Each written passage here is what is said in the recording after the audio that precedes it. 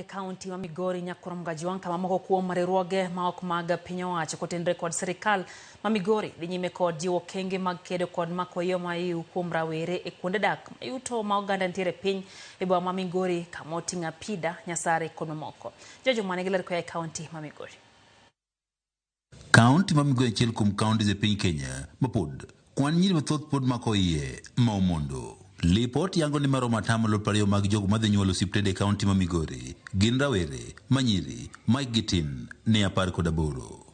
Kwan mamalo mag mako yie mondo kuom rawere manyiri ma hikgi tin ne 18 osenenore ahinya te kuondego manwengo ji nitie piny.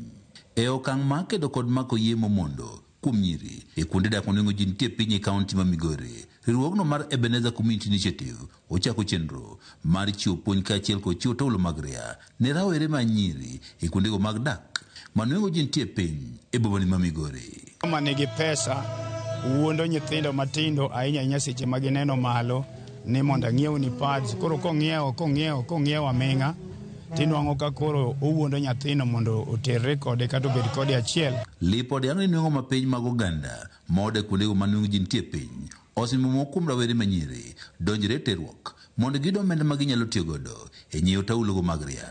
Gino miyo koro mako yie mondo osedhi malo kuondego. Seche moko nyathi nyabiro na ni odwaro pads to aonge pesa.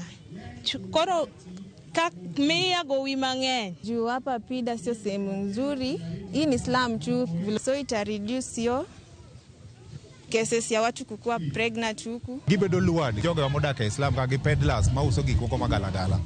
Gin gi pesa moro matindo tindo, koro ka gimiyo nyithindo gi to yot mondo gi convince nyithindo gi madonje box margi magi need kod gi. Unapata mtoto anakuja anataka always na una pesa, una namna ya kufanya, inakupa changamoto nyingi sana, inabidi hata umnunulie mtoto tishi kwa sababu hamna namna. Director maruogni mar oganda mar Ebenezer Community Initiative Morina Kinyi wacho ni gisechako kod kar dak mar apida kama bende gichiwo puonj kaachiel kod taulogo mag ria ne nyithindo mathoth. Koro mar chunya nobedo malit ni kaka wan joma mine wanyalo riwore mondo wabigi organization ni mar mondo mi wa support nyithindo. Wabro wuotho e household door to door wan gi list.